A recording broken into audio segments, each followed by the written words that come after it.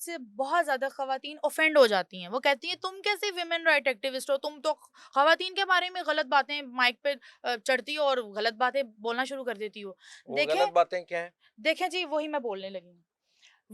हम कहते हैं ख़वातीन को मौका नहीं मिलता, ख़वातीन को आगे नहीं। अभी आप स्टूडियो में देख लें, यहाँ आपकी 20 मर्द खड़े हैं और एक मैं औरत हूँ, और आप सबका फ़ोकस इस वक़्त मैं हूँ। तो ये मुझे मौका नहीं मिल रहा।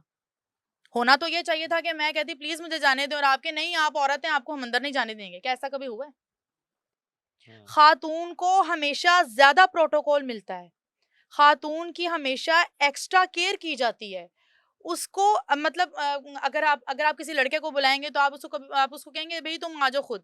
किसी ख़ातून ने आना होगा, उससे पूछेंगे मैडम आप कैसे आएँगी? आपको पिक एंड ड्रॉप चाहिए? आपको कौन छोड़ेगा? क्या आप रात को आने में कंफर्टेबल हैं? आपको मेकअप चाहिए?